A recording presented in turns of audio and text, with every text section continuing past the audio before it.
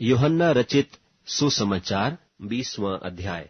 सप्ताह के पहले दिन मरियम मगदलीनी भोर को अंधेरा रहते ही कब्र पर आई और पत्थर को कब्र से हटा हुआ देखा।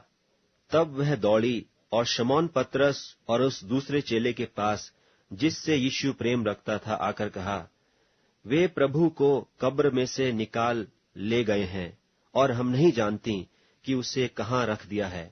तब पतरस और वह दूसरा चेला निकलकर कब्र की ओर चले और दोनों साथ साथ दौड़ रहे थे, परंतु दूसरा चेला पतरस से आगे बढ़कर कब्र पर पहले पहुंचा और झुककर कपड़े पड़े देखे, तो भी वह भीतर न गया। तब शमौन पतरस उसके पीछे पीछे पहुंचा और कब्र के भीतर गया और कपड़े पड़े देखे, और वह अंगोछा जो उसके सिर से बंधा हुआ था कपड़ों के साथ पड़ा हुआ नहीं, परंतु अलग एक जगह लपेटा हुआ देखा। तब दूसरा चेला भी जो कब्र पर पहले पहुंचा था भीतर गया और देखकर विश्वास किया। वे तो अब तक पवित्र शास्त्र की वह बात न समझते थे कि उससे मरे हुओं में से जी उठना होगा। तब ये चेले अपने घर लौट गए, परंतु मरियम रोती हुई कब्र के पास ही बाहर खड़ी रही और रोते रोते कब्र की ओर झुककर दो स्वर्गदूतों को उज्ज्वल कपड़े पहने हुए, एक को सिराहने और दूसरे को पैताने बैठे देखा, जहां यीशु की लोथ पड़ी थी। उन्होंने उससे कहा, हे नारी, तू क्यों रोती है? उसने उनसे कहा, वे मेरे प्रभु को उठा ले गए और मैं नहीं जानती कि उसे कहाँ रखा है। यह कहकर वह पीछे फिरी और यीशु को खड़े देखा और न पहचाना कि यह यीशु है। यीशु ने उससे कहा, हे नारी, तू क्यों रोती है? किसको ढूंढती है?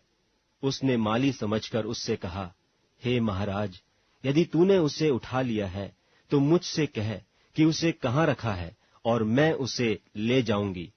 यीशु ने उससे कहा, मरियम। उसने पीछे फिरकर उससे इब्रानी में कहा, रब्बूनी, अर्थात हे गुरु। यीशु ने उससे कहा, मुझे मत छू, क्योंकि मैं अब तक पिता के पास ऊपर नहीं गया, परंतु मेरे भाइयों के पास जाकर उनसे कह दे कि मैं अपने पिता और तुम्हारे पिता और अपने परमेश्वर और तुम्हारे परमेश्वर के पास ऊपर जाता हूं। मरियम मगदलीनी ने जाकर चेलों को बताया कि मैंने प्रभु को देखा और उसने मुझसे ये बातें कहीं। उसी दिन जो सप्ताह का पहला दिन था, संध्या के समय, जब वहां के द्वार जहां चेले थे यहूदियों के डर के मारे बंद थे, तब यीशु आया और बीच में खड़ा होकर उनसे कहा, तुम्हें शांति मिले। और यह कहकर उसने अपना हाथ और अपना पंजर उनको दिखाए। तब चेले प्रभु को देखकर आनंदित हुए। यीशु ने फिर उनसे कहा, तुम्हें शांति मिले। जैसे पिता ने मुझे भेजा है वैसे ही मैं भी तुम्हें भेजता हूं। यह कहकर उसने उन पर फूंका और उनसे कहा, पवित्र आत्मा लो। जिनके पाप तुम क्षमा करो वे उनके लिए क्षमा किए गए हैं, जिनके तुम रखो वे रखे गए हैं। परंतु 12 में से एक व्यक्ति अर्थात थोमा, जो दिदुमुस कहलाता है, जब यीशु आया तो उनके साथ न था।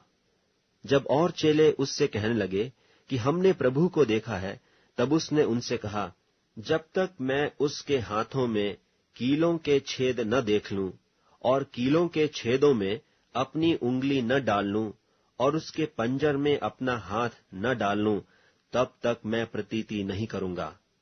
8 दिन के बाद उसके चेले फिर घर के भीतर थे और थोमा उनके साथ था और द्वार बंद थे।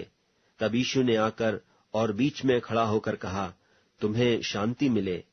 तब उसने थोमा से कहा, अपनी उंगली यहां लाकर मेरे हाथों को देख और अपना हाथ लाकर मेरे पंजर में डाल और अविश्वासी नहीं परंतु विश्वासी हो।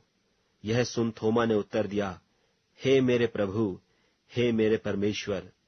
यीशु ने उससे कहा, तूने तो मुझे देखकर विश्वास किया है। धन्य वे हैं जिन्होंने बिना देखे विश्वास किया। यीशु ने और भी बहुत चिन्ह चेलों के सामने दिखाए, जो इस पुस्तक में लिखे नहीं गए, परंतु ये इसलिए लिखे गए हैं कि तुम विश्वास करो कि यीशु ही परमेश्वर का पुत्र मसीह है और विश्वास करके उसके नाम से जीवन पाओ।